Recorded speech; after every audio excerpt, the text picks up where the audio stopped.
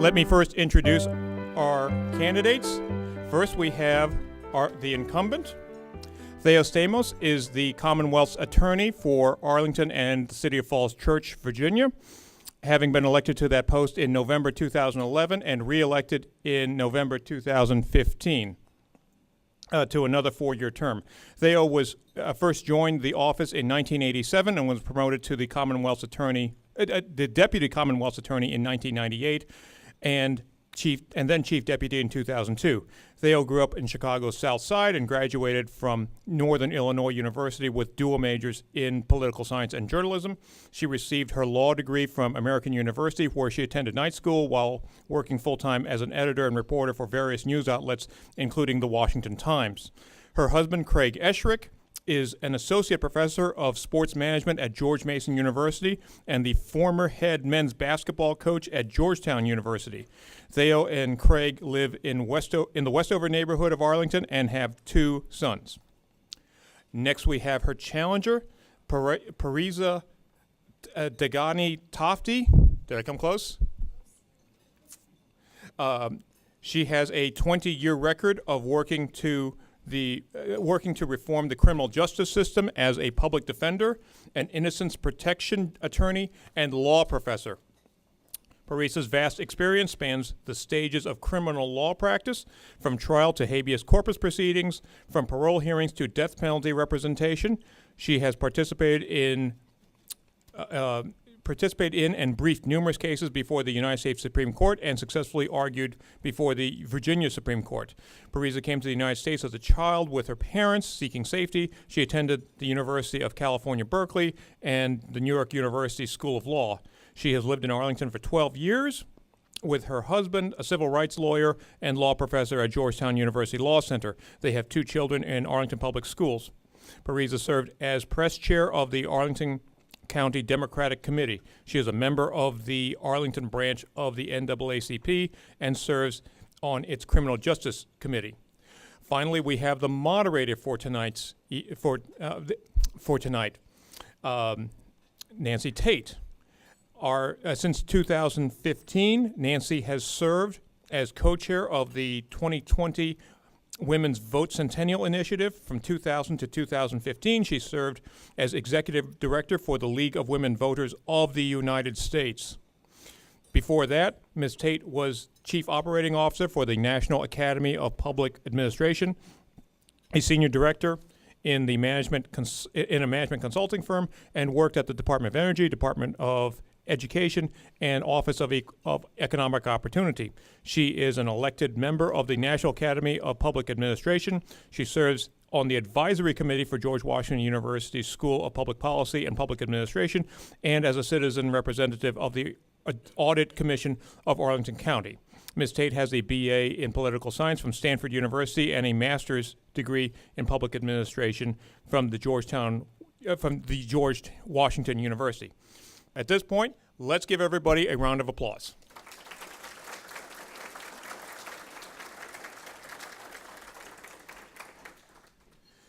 So, if you have questions, this would be a good time to hand them to our 2 question runners. Meantime, we will begin the evening with opening remarks. Ms. Tafti will begin. You have 5 minutes.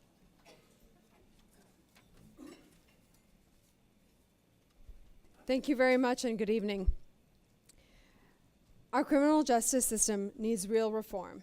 The only questions in this debate and in this election are, what does real reform look like here, and who is best suited to deliver it? So tonight, permit me to tell you a little bit about myself. So tonight, let me tell you a little bit about myself. I'm the legal director of an innocence organization. I investigate and solve the most difficult cases imaginable: murder, rape, arson, and I do it in the most difficult context imaginable. Years after the conviction, when all of the presumptions are against my clients, and when everyone else has given up on solving the crimes. To do my work, I have to function as an investigator, an analyst, a prosecutor, a trial lawyer, an appellate lawyer, a habeas lawyer, a Supreme Court lawyer, and a manager all rolled into one. Here's what I do. I get a file with a questionnaire, appellate briefs, trial transcript. At this point, I do a forensic analysis of the case, trying to answer one key question. Is this person guilty or innocent? I won't argue that someone is innocent just because they had a bad trial or because there were problems in their case. I'm looking for the truth. If I think someone might be innocent, I start reinvestigating the case from scratch. I do a forensic analysis of the investigation. How was the crime scene processed? What forensic evidence was collected and how was it preserved? Who did the police speak to and who didn't they speak to? What did and what did not make it to the trial and why? I drive all over the place, even walking through gates of homes with signs that read, "Due to the rising cost of ammunition, warning shots will not be fired." Sometimes I'm looking for a guy named Cracker who used to hang out on a certain corner 10 years ago. Sometimes I'm looking for someone who barely made it into the tiniest handwritten note taken by the police. I spend hours with a victim whose husband was killed, holding her hand while she cries, when I tell her that the wrong man was convicted and ask her for help. Once the investigation is done, it's time to go to court. Who are my witnesses? What is the most effective direct exam? We prepare them for cross, anticipate who the other side's witnesses will be. Who are my experts? How will I get their testimony admitted? How do I answer the complex forensic questions in this case? Is that extra allele in the DNA evidence proof of a second perpetrator or evidence of contamination of the DNA sample? And does that contamination change the results of the case? I have to learn the quirks of each courtroom and each jurisdiction. When we get into court, I've opened, I've closed, I put on witnesses, I get evidence admitted. I'm not trying to convince a judge that the prosecution did something wrong or that there wasn't enough evidence to convict a client. I'm trying to convince the judge of the truth of what happened in that case. It's one thing to get a jury to convict a defendant when people come into a courtroom assuming that the defendant is there for a reason. It's entirely another to convince a judge to do the one thing they hate to do with every fiber of their being, overturn a conviction. And if it's hard to get one trial judge to agree with you, imagine having to convince 7 Virginia Supreme Court justices to undo a conviction dating back 40 years. And through it all, I'm responsible for a team consisting of my own staff, interns, and volunteer law firm partners. It takes all the managerial creativity you can imagine for me to tell masters of the universe type law partners making 10 times the money that I do and giving of their time for free that, no, don't do the cross that way. No, this argument won't work. And yes, we're sticking to my case strategy. And I do this all without a big budget, without police backup, without the power to compel witnesses to speak to me, and with all the burden of proof on me. The old joke goes that I'm Ginger Roger, that Ginger Rogers did everything that Fred Astaire did, but backwards and in heels. I'm Ginger Rogers here. My opponent has spent 32 years building this system. I've spent almost 20 years reforming it. I have the depth, breadth, and diversity of experience to make our system safe, accountable, fair, and humane. I humbly ask for your vote and your support on June 11th.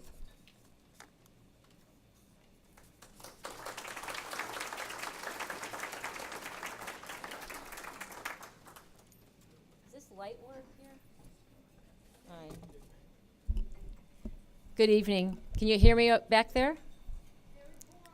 All right, let's try this again. How about that? We're good? Okay. Good evening. You know, I've been knocking on doors since January, the first weekend in January, and going all over this county and, you know, through the City of Falls Church.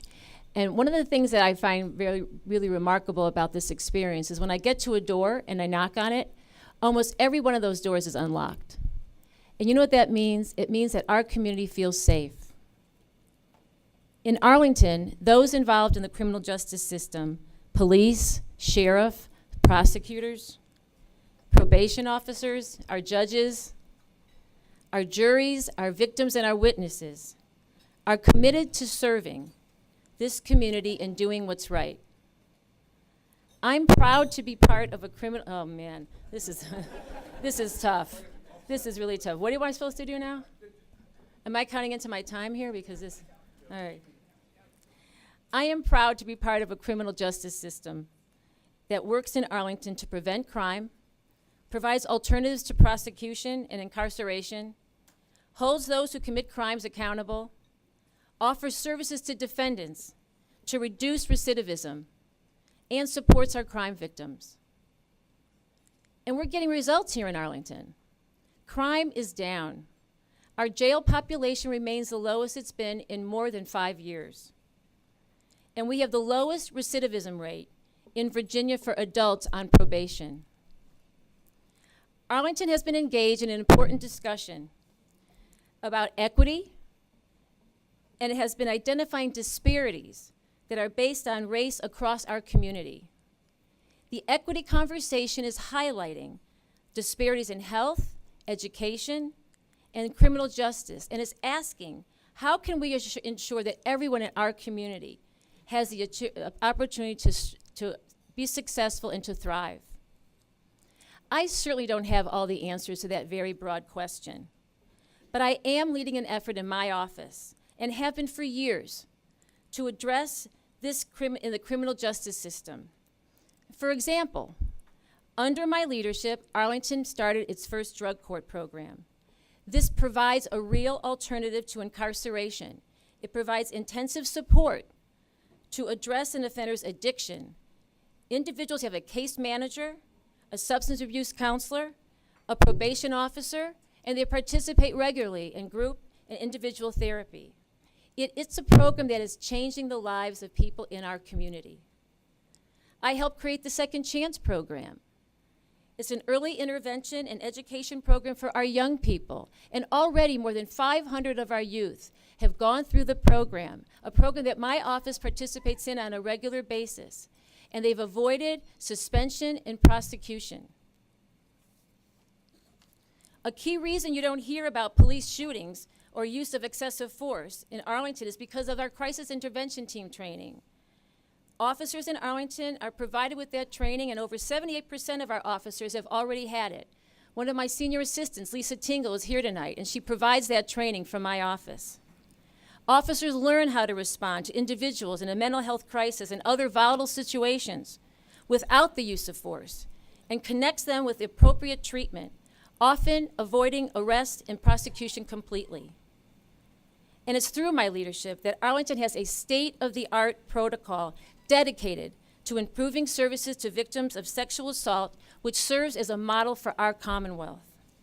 I have more than 3 decades of experience promoting progressive values to ensure fairness to defendants, while never forgetting that the criminal justice system exists to also provide justice to our crime victims.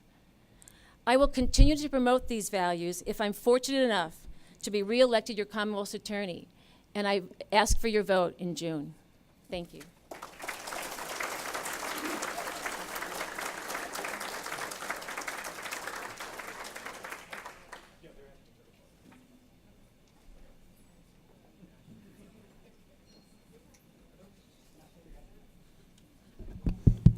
Okay, keep the questions coming in, folks. Now it's time, but for this, we don't need your questions because the candidates will ask each other a question. Ms. Stamos will ask Ms. Tafti a question first, and Ms. Tafti will have 2 minutes to respond. So this is my question, and this is the mailer that I'm referring to. Lawyers are trained to use their words with precision. We are trained to be deliberate and clear when we communicate, more so than perhaps any other profession.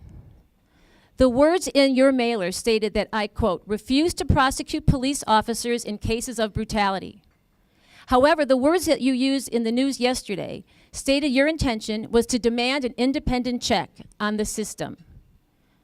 Is your criticism that I failed to prosecute the officer, or that I failed to have another agency review this incident? Which one was it? Please explain. Well, I am. Is this working?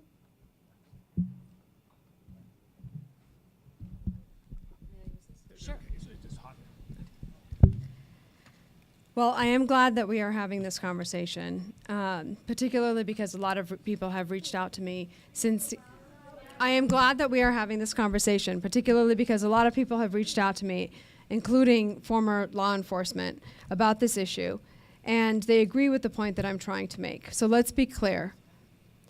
This is about impartiality, not about any particular case, because impartiality leads to community trust, and community trust leads to public safety for everyone, including officers on the job.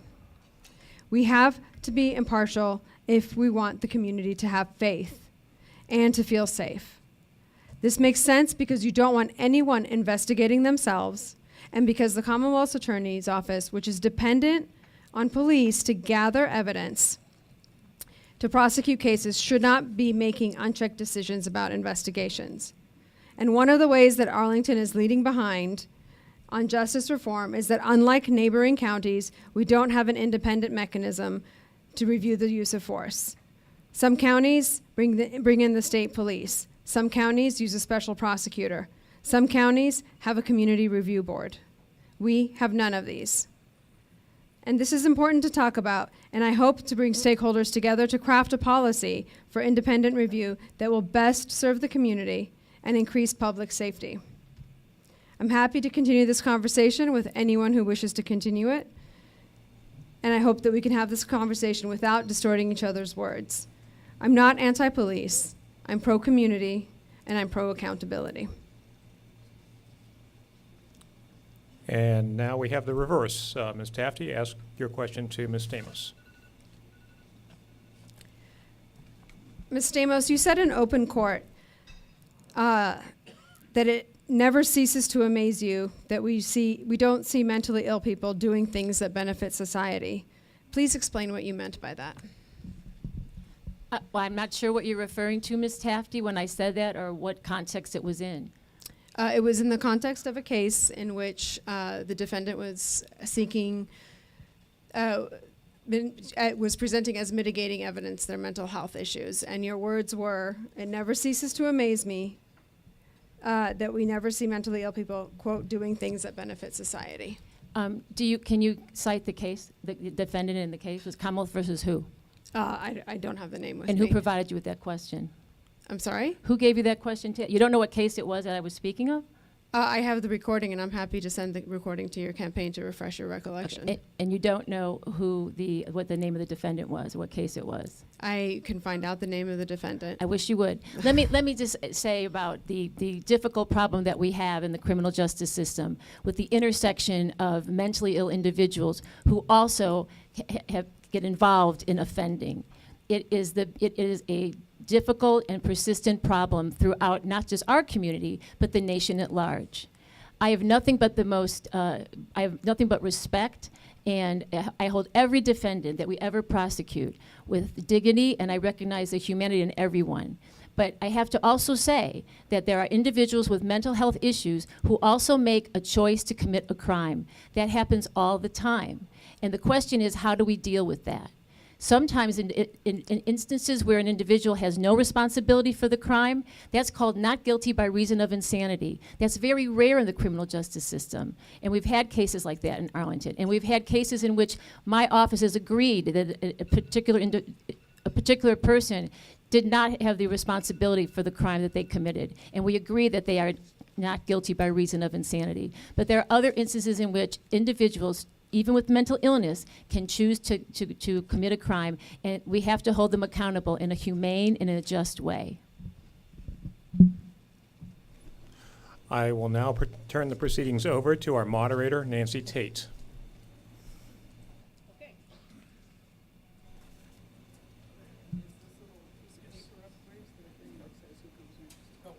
No, just alternate the questions.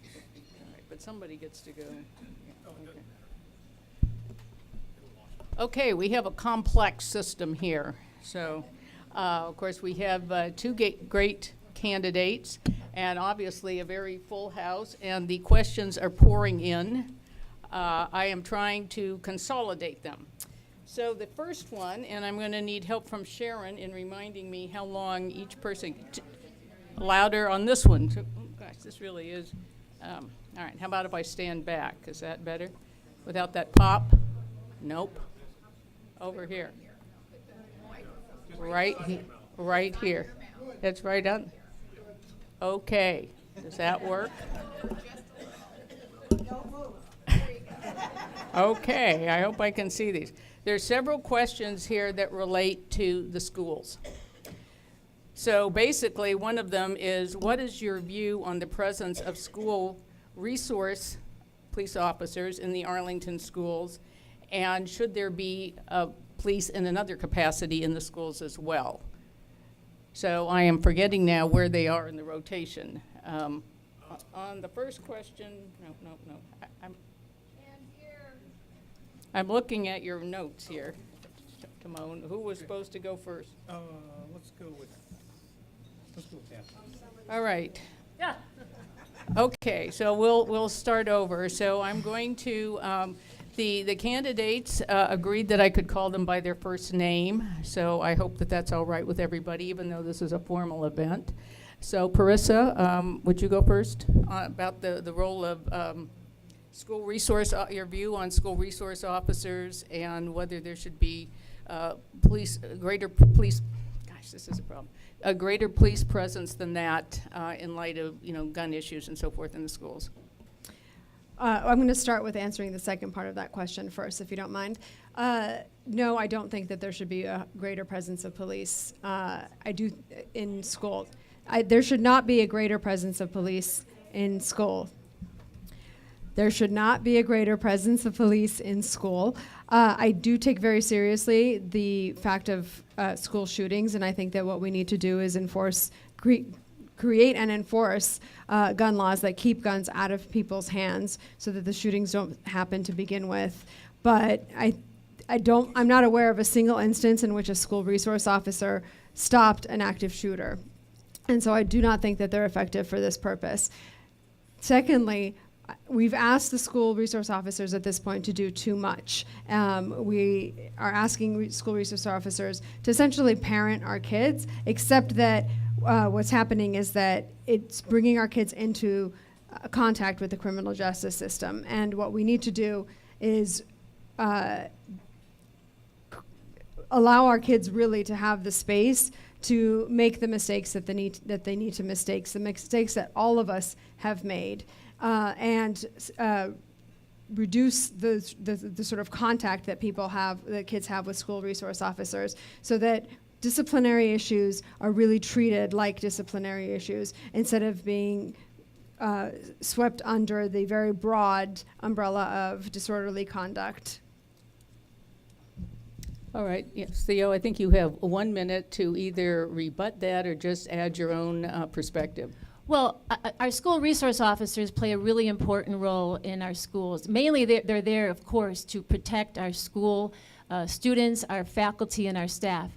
And I have to tell you that their presence has been so meaningful in so many of cases that I've had over the years. Because you know what school resource officers do? They provide a safe place for young people to be able to disclose serious things that are going on in their home. I can't tell you the number of times that a young girl has felt comfortable enough to talk to a school resource officer in the comfort of her schoolroom and disclose to that officer the abuse that she's been suffering at home nightly. And that's an important role that those officers play. And I can't say enough about the good work that they do. And let me also remind you all that school resource officers are not there to enforce school discipline.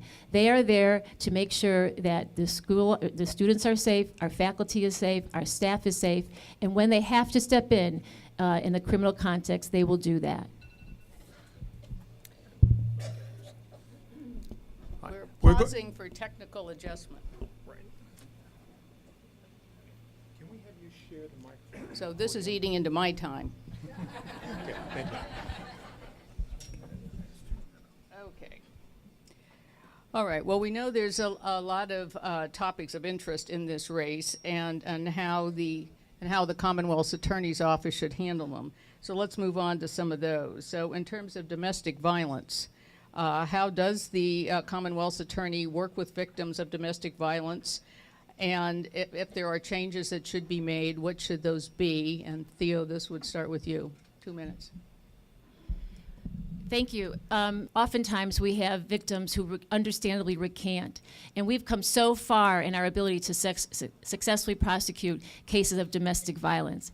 And domestic violence is a scourge that cuts across all lines in our community, and it has been something that has been an evolution in how we've been able to deal with it. There's a very inside the weeds thing that we'd like to see it happen down in the legislature, which is to allow prior inconsistent statements. For your lawyers out there, you're going to like this, to come in as substantive evidence. If you want me to explain that, I'll do so after my 1 minute is almost up here. But that would be a key device that we could use to successfully prosecute victims of domestic violence and hold their assailants accountable for the wrongdoing that they do. So I like to work on that legislation. We almost got it passed last year, but I continue to be, and my office continues to be a champion for victims of domestic violence and the hard work that we do every day to make sure that their voices are heard. All right, Parisa, you have 1 minute to rebut or add your own comments. Well, because a woman is 5 times more likely to be killed in a domestic violence dispute if there is a gun in the house, I would support strengthening legislation that requires people with protective orders to give up their guns, not just to a different family member, but to law enforcement. I also think that we need to have tighter gun laws, and we need to do more community outreach, because we know that reporting of domestic violence cases has gone down in immigrant communities, as well as reporting of other crimes.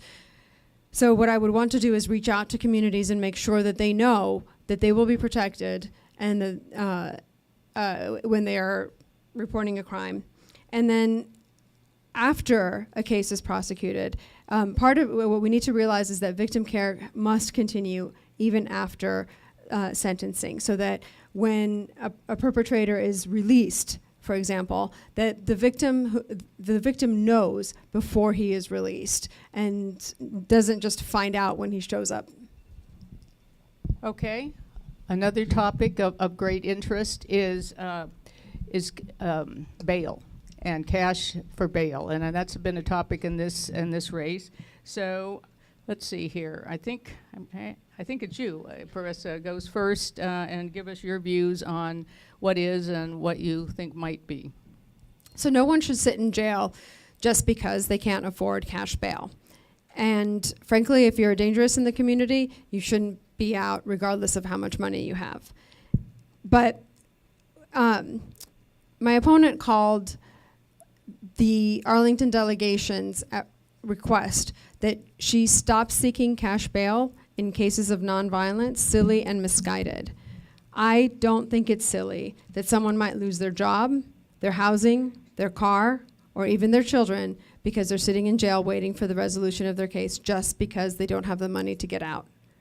And we don't need cash bail in order to be safe.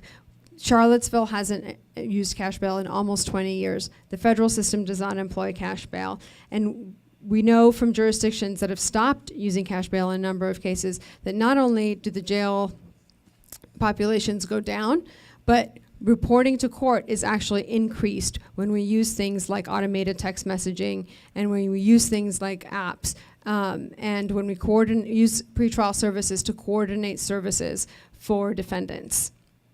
And ultimately, this makes us safer. And it makes us safer because every single day a person sits in jail waiting for the resolution of their case, regardless of how the case ends up, they are more likely to reoffend. So jail is actually criminogenic. And so the more we avoid people being in jail, the safer our community will ultimately be. And I should say that I've spoken to a number of nonprofit groups, including the Pretrial Justice Institute, whose CEO lives in Arlington, and as well as the Justice Collaborative, to work together when I'm elected to create a system that is tailored to Arlington and that helps us use our resources better in order to eliminate the use of cash bail. Theo? So my comment about being silly and misguided was in reference to the letter that I got from members of the General Assembly. It's not silly and misguided to look at the cash bail system, but it was silly and misguided, in my view, only to ask me to do what is essentially the job of the General Assembly to do. And that was the comment. No one should sit in jail who does not present a risk of flight or a danger to the community. That is something that we can agree on. And what my prosecutors do every day is to go into court and tell the judge that the judge is the determiner of whether or not an individual is released on bond, is held without bond, or is ascribed a secured bond. So what we tell the court is what the law tells us to tell them, which is, what are the facts of the case? Does the defendant have a prior record? Has the defendant failed to appear in the past? Is there a victim involved? And how profound was that crime, and what was the impact on that victim? And is the defendant wanted in another jurisdiction? They have a detainer from somewhere else. And it's the judge who makes that determination. Many of our defendants are released on personal recognizance. But what we do need, if we get rid of the tool of secured bond, what we do need is our General Assembly and our local folks to step up and provide more services for pretrial release. That's key. All right, Parisa? I'm sorry. All right, I'm sorry. I'm reading these and, okay. Well, then let's move on to the question of asset forfeiture and how that plays out and whether that's an area that needs to be reformed. So that would be Theo. So civil asset forfeiture became a big topic when I think many of you in this room, like myself, were horrified at an expose that the Washington Post wrote several years ago. And I have to say that it called out our brothers and sisters in the federal system that, in my view, used asset forfeiture in a way that I found inappropriate. I don't do it that way. In Arlington, we have a threshold, because I've said it, that we will not proceed in any civil asset forfeiture case, and unless there's a concomitant underlying criminal charge. That's a gateway to making sure that abuses are not taking place in Arlington. The police don't necessarily always like that I do that, but that's my policy. I think it guides against the abuse. And also in Virginia, the statute for civil asset forfeiture provides a tremendous amount of safeguards for the defendant, and there's a whole series of things that the Commonwealth has to do. There is notice and there is security for the defendant so that they don't have their assets taken in an inappropriate way. And it's through a process that we are very diligent about and very judicious about. But make no mistake, if someone comes into Arlington and they are stopped in a drug trafficking episode, and in the back of their car they have a bunch of cocaine or heroin and $10,000 in cash, and we are going to charge them with possession with intent to distribute that particular drug, and we know from the evidence that money as the proceeds of illegal drug trafficking, I think we can all agree that you should not be profiting from that kind of crime. So that's what civil asset forfeiture is about in Virginia. In Arlington, we're very cautious with how we do it. We work with our partners in the police department, and we have rules to make sure that abuses are not taking place. Well, the best way to guard against abuse is to make sure that assets are not forfeited until after a conviction. I don't think that the government should be taking your property without a conviction based simply on a charge. Parisa, can you talk about how you view the enforcement of the marijuana laws, how you react to that? What do you think is okay or should be changed? Well, I've said a number of times that I would stop prosecuting simple marijuana possession cases. And it's worth noting that many Commonwealth attorneys around the Commonwealth have actually, without a written and official policy, been doing that. We've prosecuted in Arlington over 3,200 simple marijuana possession cases in 6 years, which comes out to an average of more than one a day, including cases that ended up in a $1 fine. I think it's a waste of time and money to be doing this. I think it's unfair to be doing this when it's legal in the District of Columbia. And I think that our Arlington citizens have expressed that they actually don't care about simple marijuana possession. And my opponent has actually acknowledged that our juries don't give an expletive about marijuana in certain contexts. My opponent has said that she has no discretion to stop prosecuting simple marijuana possession charges. And I have asked repeatedly, and I will ask again today, would she have prosecuted a member of the LGBT community on based on anti-sodomy laws before they were declared unconstitutional. Okay, Theo? Okay. Well, first of all, possession of marijuana is not an unconstitutional offense, okay? And unless and until the General Assembly decides that marijuana possession is not going to be against the law, then I take an oath as a member of the executive branch of government to enforce the law. And so I know that there is one individual, my colleague down in Norfolk, Greg Underwood, who recently made an announcement, much like my opponent intends to make should she be elected Commonwealth Attorney. And the Virginia Supreme Court has already said you can't do it that way. That effort is a usurpation of the prerogatives of the General Assembly. And I believe it's utterly anti-democratic for a member of the executive branch of government to turn to the members of the General Assembly, I think one of them is here, Delegate Hope, and say, listen, that law you all passed down there in Richmond, I don't like it, and I'm not going to enforce it. That's not how it works. And so as long as the Arlington County Police Department is going to continue to cite individuals for possession of marijuana, my office will prosecute them. And let me tell you, no one is sitting in the Arlington jail for simple possession of marijuana. Okay, moving to a somewhat different topic. There have been two questions here about the Public Defender's Office and some questions about exactly how that works, or how it relates to the Commonwealth Attorney's Office, and whether you would support more resources for them or strengthen that relationship in any way. So that goes first to Theo. This is an adversary system, and I absolutely celebrate and honor the work of public defenders. They have a really tough job. And we work collaboratively whenever we can because, it is an adversary system and we want to seek the truth and they want to get their client off. And so we often butt heads. And they work very hard. And they don't get paid enough. That's true. But I have to also point out that my office prosecutes every single criminal case that's prosecuted in Arlington County in the city of Falls Church with every single defendant. The Public Defender's Office represents indigent defendants, which is a subset of our clientele. So there are many defendants who are represented by private counsel. So I think the idea that they should be paid as much as we are and have the resources that we have is a little bit not consistent with the view that we prosecute every single case and they don't handle every single defense case in our community. But having said that, I have an open door policy. I will talk to anybody about anything.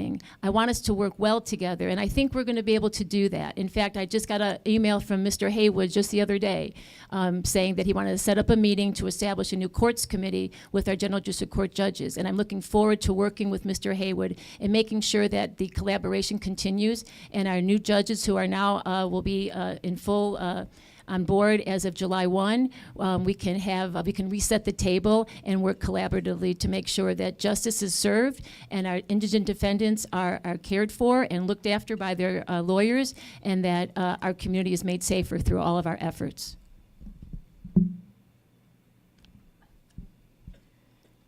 It is an adversarial system, but the prosecutor's office and defense attorneys, whether it's the public defender or private defense counsel, don't need to be adversaries. And one of the ways in which the Commonwealth Attorney's Office wastes defense attorneys' time and resources is in its discovery policies. In other jurisdictions, such as Alexandria and Fairfax, defense attorneys receive electronic copies of the files in the case, including videotapes of whatever their client was doing, and including police reports. This office does not provide electronic discovery. This office requires defense attorneys to go during business hours and take notes on what the files are. This is a waste of time and it's a waste of resources. And what I would do in order to strengthen the relationship and in order to level the playing field and in order to be more efficient is provide electronic discovery just as other jurisdictions do without any problems. Okay, we have a few people who are interested in enforcement of traffic laws. So this would be Parisa, I guess, starting, just commenting on how these are handled by the Commonwealth Attorney and if there's any improvement that you see needed in that area. Violations of traffic laws. Well, I mean, I think that the Commonwealth Attorney's Office is probably doing is doing a fine job on the traffic laws. I don't actually have a lot to say about that. I do think that we should be extraordinarily careful to make sure that people are not getting away with driving under the influence, not getting away with drunk driving, and that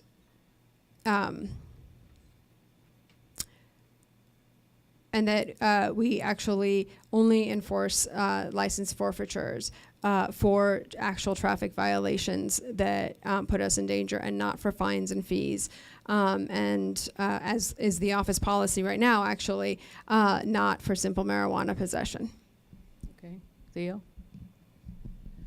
Well, anyone who's been to the traffic court in Arlington County knows that it's an interesting day, and it certainly can test people's patience. But we do have a prosecutor that goes to court every day to handle traffic enforcement cases where there's an attorney on the other side. I think the traffic court works pretty well. If you really want to have a fun afternoon or morning, you can go and listen to all the arguments about how my car can't go that fast, and when it's a speeding charge, or words to that effect. And it is something that I think works pretty well. And as far as fines and costs, I agree with Senator Adam Ebbin and my colleague Patrick Hope that no one should have their license suspended for a failure to pay fines and costs. We can't do anything about that right now. The judge can't prevent that from happening. My prosecutors can't prevent that from happening. The only place that can be prevented is in Richmond, where the laws have to be changed to stop the DMV from doing that. Okay. So now, I guess, moving back to Theo, what would you say, as we're coming towards the end of our time here, are the, let's say, two biggest challenges you would see in the Commonwealth Attorney's Office if you were reelected? Well, I think we have to go back to what we started with my opponent's question about mental illness. It's a challenge for us. And and we've been working on these issues for a long time, and we're working towards, with the help of our General District Court Judge, Judge Fran O'Brien, with moving towards a more specialized docket for mental health cases. But make no mistake, we've been using we've been looking at the concerns of this population for a long time. And when we fashion a sentence, we take into account the mental health and the mental illness of a defendant. And we do that all the time. There's a forensic team that is funded by the Department of Human Services that helps hook up individuals who are involved in the mental health world and also offending, to stay on track, to get services, to have stable housing, and to stay on their medication. I would like to see that amplified, and I would like to see more resources for our forensic team to be able to address this difficult population. And then going forward, we can always do more, we can always do better. I'm looking forward to another 4 years to help make this community as safe and as prosperous, where every one of our individuals, even individuals who have been through the system and have been convicted of crimes, to come back in as full participants in our civic life and to live lives that are of opportunity and hope for all of them. That's what I hope for. Okay, Parisa, what are the top two that you would hope to address if elected? Well, the first thing I would do is invite some of the outside organizations that come in and collect and analyze data with federal grant money to come in and really look at where the decision points are that what disparities exist in the system, and where the decision points are within the office that may affect those disparities, and how we can do better. And I would not want to just collect data on the defendants, but I would also want to collect data on the victims to ensure that victims are not being treated differently. For example, sexual assault victims are not being treated because they're men, or sexual assault victims are not being treated differently because they were drinking, or those kinds of issues, or if it's a consent defense. So I would want to collect data on all of those issues to make sure that cases are being treated fairly. And I think the second biggest challenge is that I would want to start expand all of our diversion programs that exist, expand drug court, but also create a mental health docket, and also create a restorative justice program. And Fairfax has a restorative justice program, and that it applies to juveniles who have been court involved. And what they've realized in Fairfax is that the recidivism goes down from 34% for traditional diversion programs down to 13% for restorative justice programs. And so I would want to create a restorative justice program within the office. Okay, and back to you, Parisa. What is the greatest strength that you would bring to the Commonwealth Attorney's office?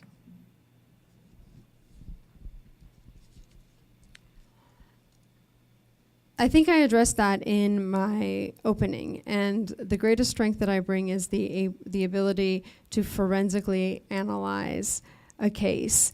And what that brings is not just the ability to try a case, but also to be able to train the attorneys in all of the mistakes that have happened throughout the system, and bring the hindsight to what we are doing in order to make sure that systemic mistakes aren't made over and over again, and to be able to spot them before they happen. For example, to be able to identify a junk forensic science at the outset before 20 years go by and we realize that this particular practice is junk science. And having understood the causes of wrongful conviction, I'm in an excellent position to do that.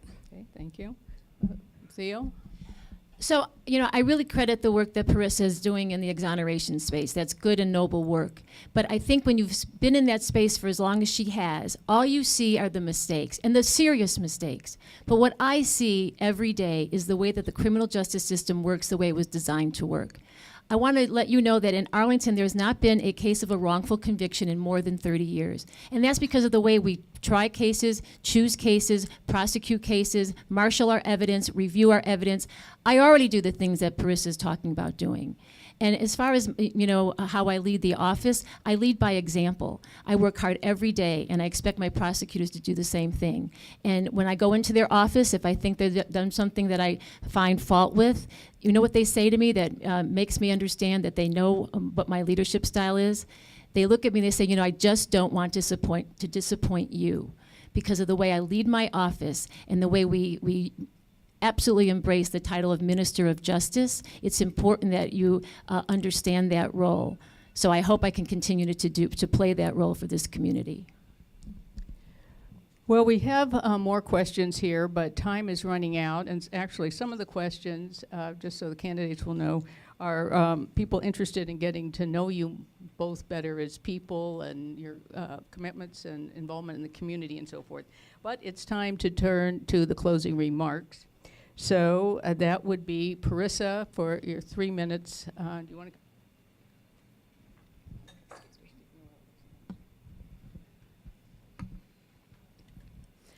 Prosecutors reflect the conscience of the community in the way they exercise their discretion.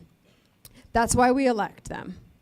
To be sure, discretion is not unlimited, and the principle that prosecutors should be guided by is, am I using my discretion in a way that keeps the community safe and treats everyone fairly? One of the gems in our community is Joan Trumpauer Mulholland. She attempted to integrate lunch counters in Arlington with other civil rights activists in the early 60s. The prosecutor in Arlington declared that he would not prosecute violations of public assembly laws. Arlington became one of the first, in fact, the first jurisdiction in Northern Virginia to integrate as a result of the prosecutor using his discretion not to enforce a law. Other counties followed suit. And the prosecutor in the Joan Mulholland case showed us how a prosecutor can exercise discretion in a positive way. We're now at a moment in the criminal justice system where reform is a civil rights issue. We need a Commonwealth Attorney who will reflect the best of our community and help our community stop lagging behind. Why is it that Charlottesville eliminated the use of cash bail almost 20 years ago, but Arlington has not? That Prince William County and Norfolk have mental health court, and we don't? That Washington County, which has a fifth of our population, has 37 people in drug court, and we have 9. That Fairfax and Alexandria provide electronic discovery, and we don't. That Loudoun and Fairfax have a restorative justice program, and we don't. We all recognize the dire need for reform. That is the source of the extraordinary grassroots support that this campaign has received. If you're a fiscal conservative, you understand that we're wasting money on a system that grows day by day and doesn't produce the safety and rehabilitation it promises. If you're a libertarian, you know that the pendulum has swung too far in using criminal laws to encroach on civil liberties and on economic liberty.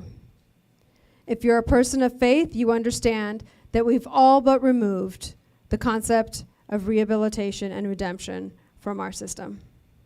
And if you're an advocate for sexual assault survivors, you know that it's wrong for a traumatized victim to have to go to Fairfax to get a rape kit, and that we don't treat acquaintance rape, which is most rapes, with the same seriousness as stranger rape. If you're a wage earner, you know that it's wrong that the system doesn't seem to prioritize prosecuting employers for stealing your wages. If you're a parent of a child with special needs, you know how important it is for the system not to criminalize the way that your child thinks or behaves. And if, like me, you're a reformer, you know that the criminal system disproportionately affects people of color, and that's not right. We can do better than this. And I hope with me on June 11th, you'll join me to do better.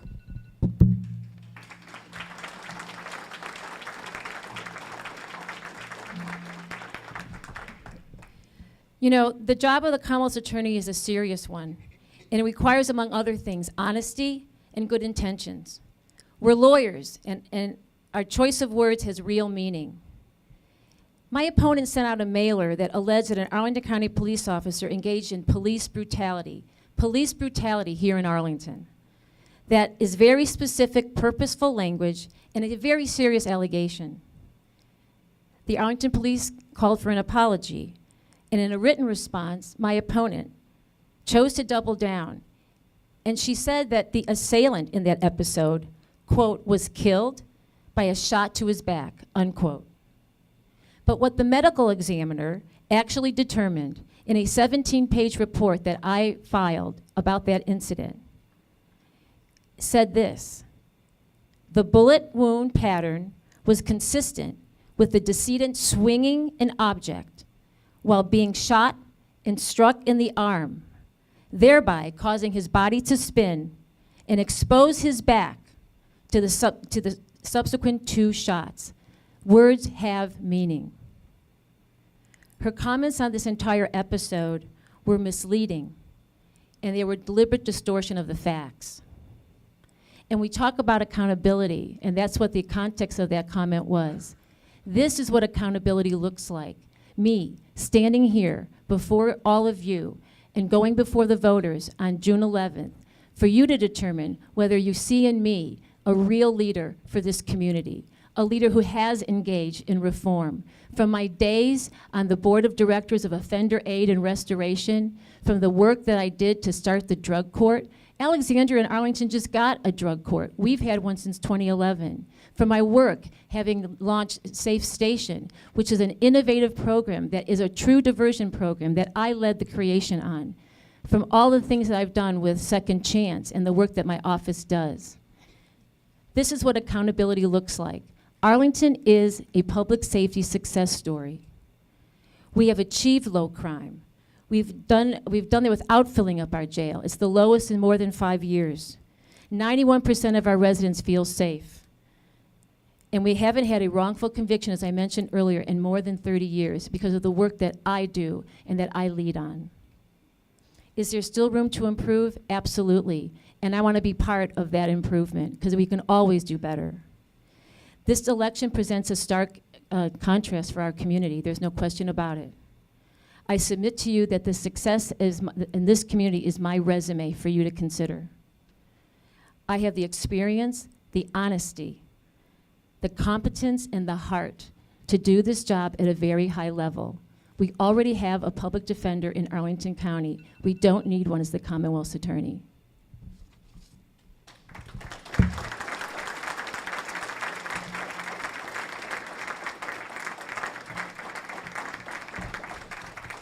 First of all, let me thank everyone, our two candidates and our moderator for a great evening. Thank you to all.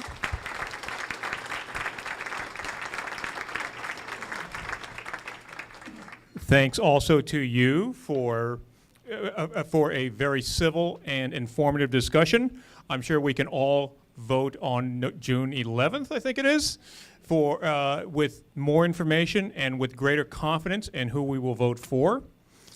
I hope to see all of you again next month when we will be looking at community engagement in Arlington through the years.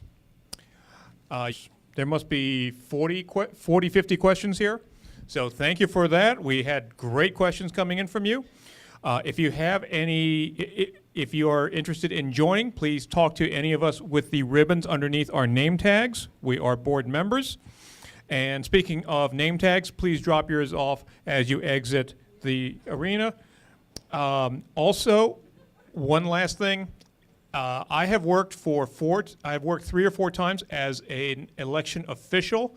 I'm one of the people who works at the polling stations. I won't be doing it this time, but when you do vote, 6, tearing all the equipment down, cleaning up, doing the vote tallies for the preliminary counts. So they've got a long day ahead of them, and they're doing it for a whopping $150 or so. Except for the chiefs, they make, I think, $180. Obviously, they don't do it for money. They do it to serve our community and to serve you, so please be kind to them. So with that,